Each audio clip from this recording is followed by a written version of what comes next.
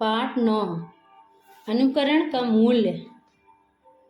32वां और रविवारी आराधना के पश्चात पास्टर जॉन के घर से दोपहर के भोजन उपरांत वापस हॉस्टल पहुंचने पर 5 बज चुका था। जेम्स के द्वारा कमरा खोलने की आवाज़ सुनकर बगल वाले कमरे से अनिल बाहर आया। जेम्स, तुम्हारे घर से 2-3 बार फ़ोन आया है, जल्द ही घर पहुंचने को कहा है। जेम्स घबरा गया। कहीं घर में कुछ दुर्घटना तो नहीं हुई है? हॉस्टल के दफ्तर में जाकर उसने अपने घर फ़ोन करने का सफल प्रयास किया। घंटी बजने पर भी किसी ने फ़ोन नहीं उठाया। जेम्स ने जल्दी घर पहुंचने की इच्छा की। बस में जाने पर अधिक समय लगेगा, उसने बाइक से ही जाने का निर्णय लिया। दोस्तों को खबर देकर हॉस्टल से निकलते हुए 6 बज गए थे। क्या हुआ होगा? जेम्स का मन विचलित था। घर के पास पहुंचने पर अंधेरा काफ़ी गहरा हो चुका था। जब उसे दूर से घर की रोशनी दिखाई दी, तब उसने ध्यान से देखा, कहीं कोई भीड़ तो नहीं है। नहीं, कोई नहीं है। थोड़ा धीरज बांधा। घर के सामने दरवाज़ा बंद था, भीतर बल्ब जल रहे थे। बाइक को स्टैंड पर खड़ा करके वह तुरंत द्वार पर पहुंचा और बेल का बटन दबाया। माँ ने दरवाज़ा खोला। माँ का सफ़ेद चेहरा देखकर जेम्स भयभीत हो गया। क्या हुआ माँ? पिताजी कहाँ हैं? जैसी कहाँ हैं? अपना सवाल खत्म होने से पहले उसने पिताजी को आंधी के समान भीतर से आते हुए देखा। चटाक चटाक। जेम्स के गालों पर पिताजी के हाथों ने करारा प्रहार किया। उसके हाथों से बैग छिटक कर दूर जा गिरा। उसे मत मारिए, कुछ मत कीजिए। माँ ने पिताजी के हाथों को पकड़ लिया। दूर हटो, तुमने ही इसे बिगाड़ा है। माँ को धक्का देते हुए पिताजी पुनः जेम्स की ओर आए। अरे बेशरम, तूने इस घर की मान मर्यादा को ताक पर रख दिया। कितना अच्छा होता अगर तू इस घर में पैदा ही नहीं होता, या फिर उस दुर्घटना में तू मर जाता तो भी चल जाता। उन मसीहों के साथ पानी में बपतिस्मा लेकर पेंतीकुस्त विश्वासी बनकर आया है। मार से बढ़कर पिताजी की बातों की धार से उसे अधिक दर्द हो रहा था। सुन, तुम्हें केवल एक बात कहने के लिए बुलाया है। तुम्हारा क्या निर्णय है? क्या तू पेंतीकुस्त वाला बनकर जिएगा? जेम्स के मुंह से बोल नहीं फूटे। अचानक पड़े थप्पड़ और पिताजी के क्रोध भरी बातों ने उसे बेहद थका दिया था। तूने सुना नहीं मैं क्या पूछ रहा हूँ? क्या तुम्हारा जीभ उतर गया है? ऐसी बात मैं बताता हूँ। तुम्हें कोई एक निर्णय करना होगा। या तो अभी इसी समय माफ़ी मांगकर चर्च जाकर गलती स्वीकार करो और वापस आओ, या अभी इसी वक्त यह घर छोड़ दो। फिर तुम अपनी मर्जी से जीना, परंतु फिर कभी इस चौखट के भीतर कदम नहीं रखना। भीतर कहीं से माँ और जैसी के रोने की आवाज़ आ रही है। पिताजी क्रोध में उबल रहे हैं।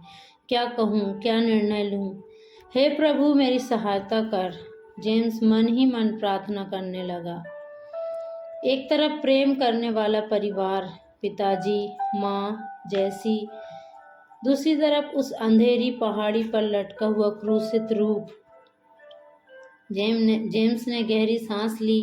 अपनी पूरी ऊर्जा समेटकर उसने पुनः बात करने का प्रयास किया। पिताजी, मैंने कोई गलती नहीं की है। परमेश्वर के वचन का अनुकरण करते हुए चुप, अपना भाषण बंद करो। परमेश्वर के वचन का पालन करने वाले संत और तुम्हारा निर्णय, मुझे दोनों में से एक बात जानना है। जेम्स ने एक बार पुनः विचार किया, एक गहरी सांस लिया, माँ और जैसी की तरफ से एक बार फिर से देखा। पिताजी, मैंने परमेश्वर की बात मानने का निर्णय किया है। मतलब? मैं एक पेंतीकोस्त विश्वासी के रूप में जीने का निर्णय लेता हूँ। अरे, तेरा ये दुस्साहस!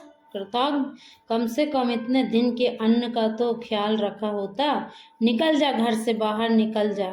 जमीन पर से बैग उठाकर बाहर की ओर फेंकते हुए उन्होंने कहा। ऐसा मत कहिए, वह हमारा बेटा है, माँ ने विनती की। भीतर जा, पिताजी गरजा। जेम्स पल भर के लिए कुछ सोचते हुए खड़ा रहा। उसने भयभीत खड़ी माँ और बहन जैसी को देखा। उसकी आंखों से अश्रुधारा बहने लगी।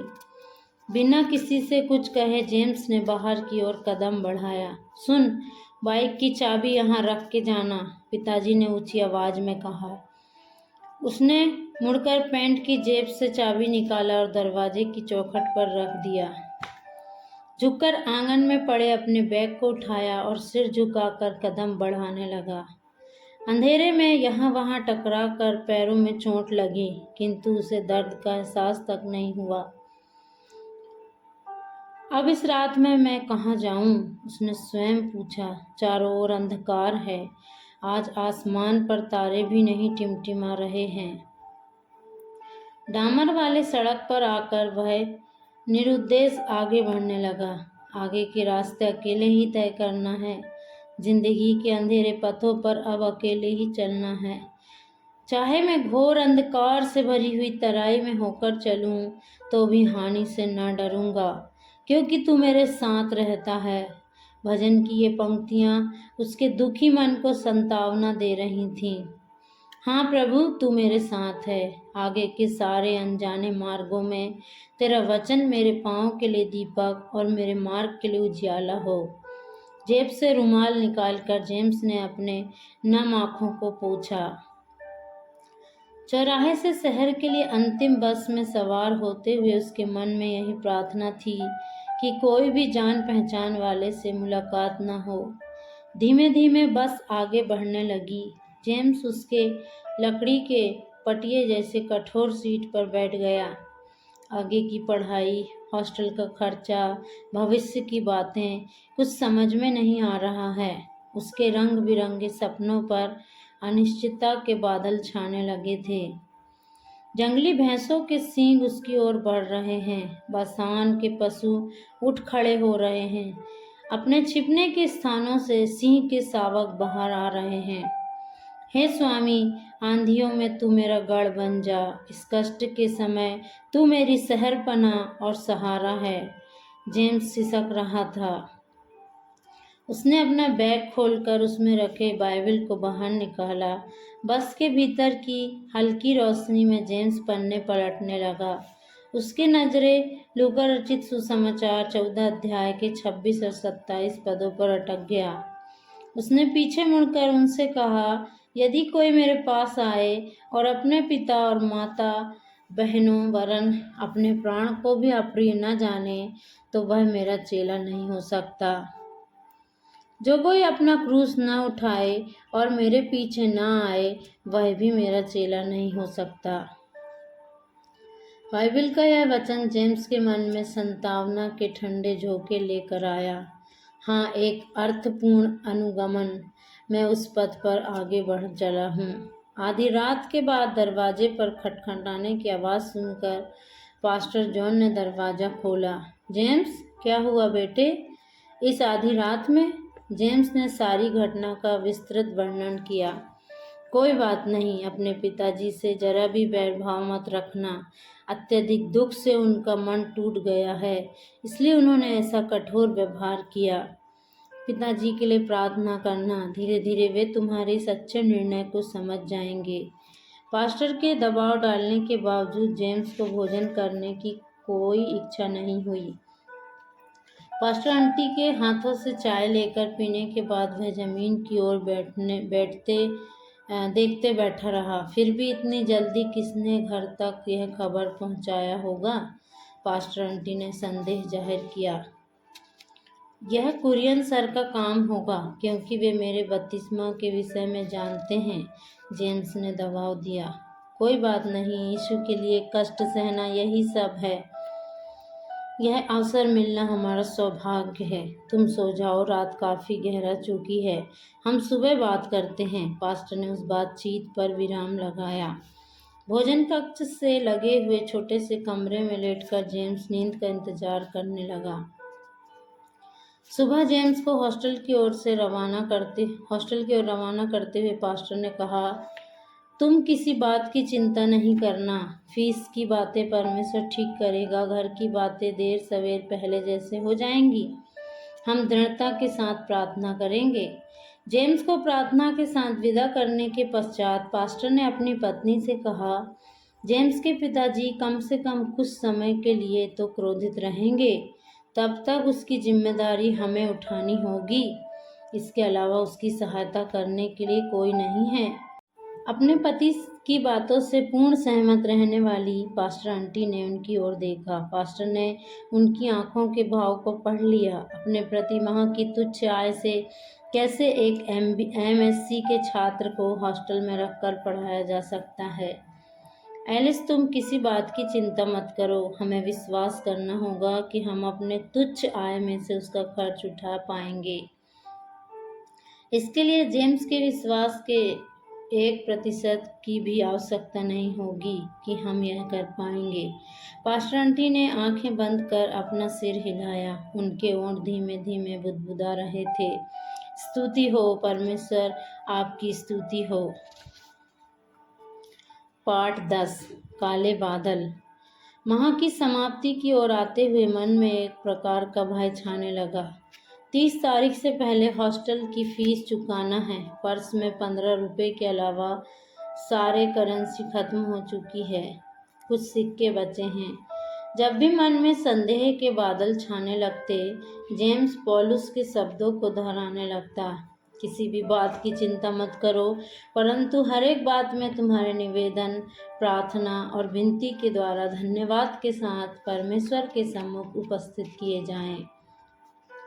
तब परमेश्वर की शांति, जो समझ से बिल्कुल परे है, तुम्हारे हृदय और तुम्हारे विचारों को मसीह यीशु में सुरक्षित रखेगी। घर से आने के पश्चात एक दिन जेम्स ने घर में फ़ोन किया। जब पिताजी के बाहर होने का समय था, माँ ने फ़ोन उठाया। बेटा, दुख के आवेग के कारण माँ रोने लगी। माँ से उसे पता चला कि अब तक पिताजी का क्रोध शांत नहीं हुआ है और घर से फ़ोन करने की भी मनाही है। कोई बात नहीं माँ, समय समय पर मैं फ़ोन लगा लिया करूँगा। यदि पिताजी को पता चला कि आपने फ़ोन किया है तो फिर क्रोधित होंगे। माँ ने जेम्स के हॉस्टल फीस के बारे में पूछा। उन्होंने कहा कि वह अपने बचत में से पैसे लेकर किसी के हाथ से भिजवाएंगे, लेकिन जेम्स ने मना कर दिया। नहीं माँ, पिताजी की जानकारी के बिना ऐसा करना ठीक नहीं होगा। फिर से समस्या होगी। मेरी बात सोचकर आप दुखी मत हो, परमेश्वर संभालेगा।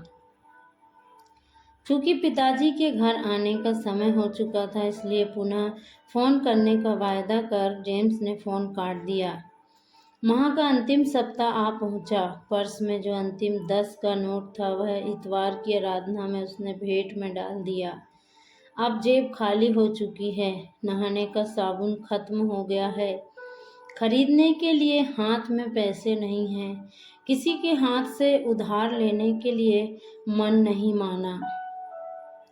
उसने 2 दिन बिना साबुन के नहाया। तीसरे दिन बाथरूम के कोने में धोने के लिए जो विम रखा था, उसमें से थोड़ा लेकर नहाया। जेम्स के लिए यह नई जानकारी थी कि विम से नहाने पर भी शरीर का मैल और दुर्गंध हट जाता है। बस इतना है कि कुछ देर तक शरीर से विम की महक उठती रहेगी।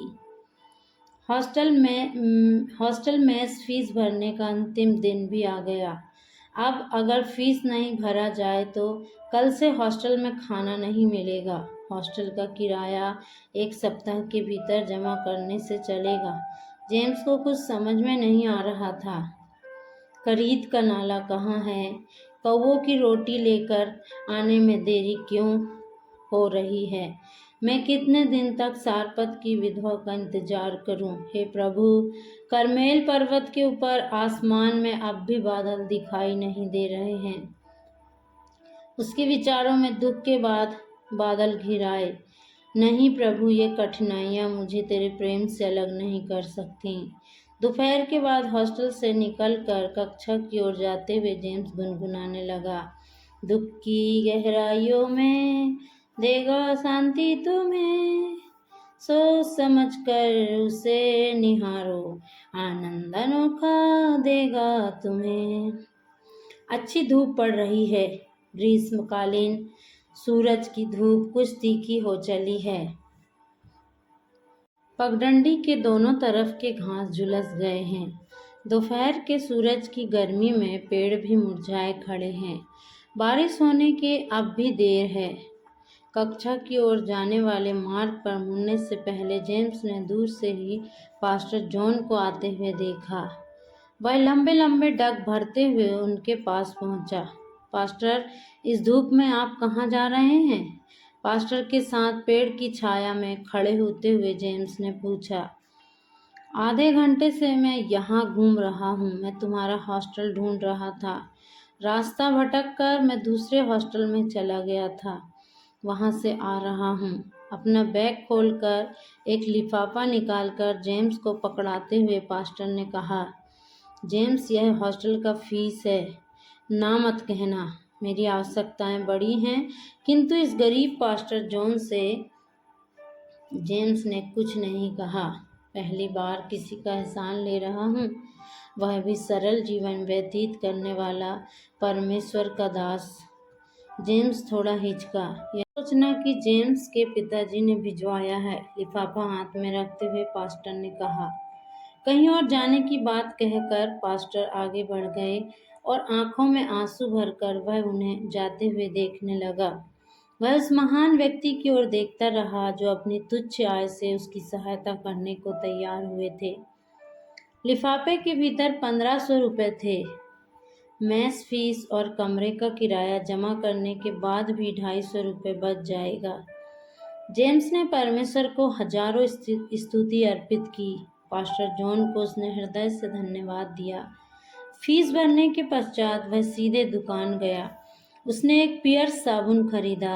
नाक के पास लाकर यथासंभव उसकी खुशबू लेने लगा, जब तक कि विम की बदबू उसके जहन से हट नहीं गई। मसीही जीवन, आनंद का जीवन। दुनिया की मदद जब बंद हो जावे, लोग हमें जब छोड़ भी देवें। अध्याय 11। रास्ता देते बादल। जेम्स, अपने अगले सप्ताह लॉरेंस आ रहा है। उनकी कंपनी में कर्मचारियों की नियुक्ति होनी है। वह तुम्हारे बारे में पूछ रहे थे। मैंने कहा कि तुम लाइब्रेरी में हो। बात बात में मैंने तुम्हारे घर में उत्पन्न समस्याओं के बारे में भी उसे बता दिया। फिलिप के माध्यम से लॉरेंस के आगमन के बारे में पता चलने पर खुशी हुई। उसे स्मरण आया कि पिछले समय में लॉरेंस भी इसी प्रकार की समस्याओं से गुजरा है। जब लॉरेंस हॉस्टल पहुंचा तो अंधेरा गहरा चुका था। कंपनी का इंटरव्यू शहर स्थित किसी 5 स्टार होटल में 2 दिनों तक चलता रहा। उसके पश्चात वह हॉस्टल के मित्रों से मिलने आया। वह फुल शर्ट और पैंट, गले में टाई, कंधे पर महंगा एग्जीक्यूटिव बैग टांगे आया था। लॉरेंस, कुछ भी हो, यह बदलाव बहुत अच्छा है। तुम्हारा वह हाफ शर्ट और ढीला ढाला पैंट और प्लास्टिक के चप्पलों को तो कंपनी ने बदल दिया, मानना पड़ेगा। हमने कितनी बार कोशिश की थी। लॉरेंस के दोनों हाथों को थामे रोनी ने कहा। अरे यार रोनी, कुछ मत कहो। इस बात में वे बहुत स्ट्रिक्ट हैं। यह कंपनी का सीनियर एग्जीक्यूटिव का यूनिफॉर्म है। ये सब ताम झाम पहनना ही पड़ेगा। हाँ हाँ हाँ, लॉरेंस ठहाके लगाने लगा। लॉरेंस ने अलग अलग प्रकार के खजूर और चॉकलेट लाया था। उन्हें उसने सब लोगों में बांट दिया। सबको एक एक पार्कर पेन भी दिया। वे सऊदी अरब के हालचाल और हॉस्टल तथा प्रार्थना समूह की बातें चर्चा करते रहे। सत्या की मृत्यु की खबर ने लॉरेंस को बहुत व्यथित कर दिया। सत्या लॉरेंस का मित्र था। मैंने कई बार सत्या को परमेश्वर के प्रेम और प्रभु यीशु मसीह के विषय में बताया था। जब कभी मैंने उसे यीशु के द्वारा मिलने वाले अनंत जीवन के वरदान के विषय में बताया तो वह उसे स्वीकार नहीं कर सका था। उसका कहना था कि वह असंभव है। सत्या बहुत आदर्शवादी था। वह हमेशा दूसरों की मदद करने के लिए तैयार रहता था, किंतु अपनी बात पूरी न कर पाने के कारण लॉरेंस बीच में ही रुक गया। क्या बताएं लॉरेंस, फिलिप ने एक गहरी सांस ली। कुछ समय के लिए वहां मौन छा गया। कुछ भी हो लॉरेंस, आज तुम हमारे साथ भोजन करना। 2 दिन 5 स्टार होटल में मजे लिए। जॉर्ज की टिप्पणी ने उनके बीच पसरे मौन को भंग कर दिया। मैं इसी हिसाब से शाम को आया था। जेम्स के बदले में आज मैं खा लेता हूँ। अतः जेम्स के लिए बहुत कठिन था। वह बड़ी तंगी में था, किंतु परमेश्वर ने सही समय पर सब कुछ ठीक कर दिया, सैम ने कहा।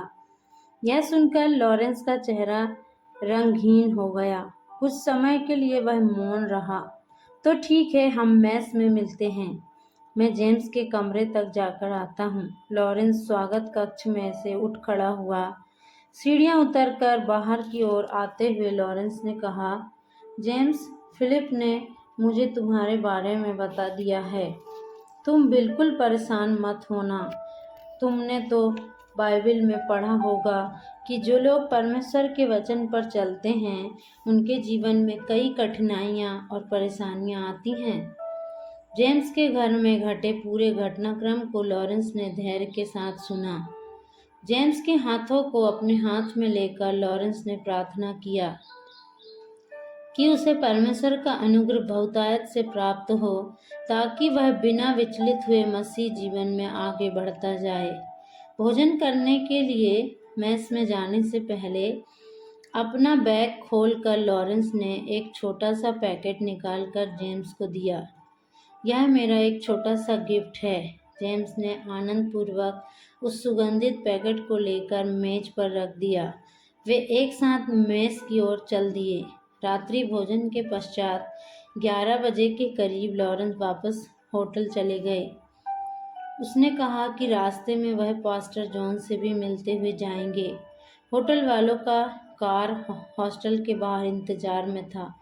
जाने से पहले लॉरेंस ने कुरियन सर से मिलकर उन्हें एक गिफ्ट देना नहीं भूला। जेम्स वापस अपने कमरे में आया।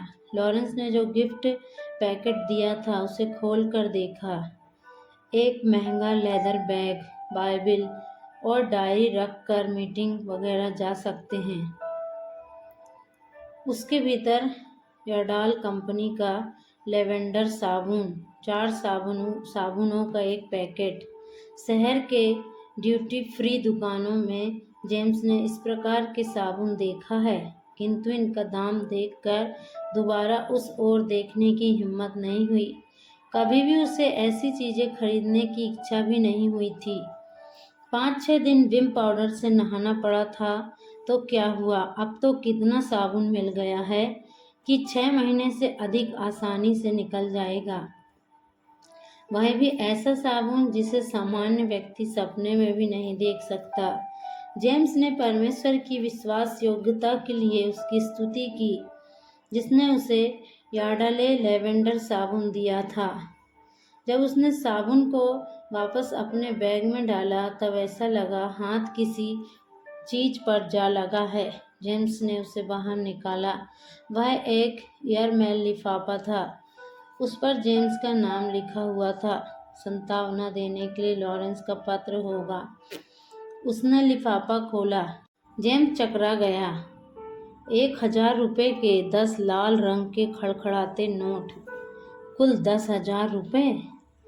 बिस्तर के पास जेम्स अपने घुटनों पर आ गया। ऊपर की ओर उसकी निगाहें उठीं। नम आँखों से उसने कहा, हे प्रभु, अब केवल 5 महीने की फीस की आवश्यकता है। यह उससे कितना अधिक है।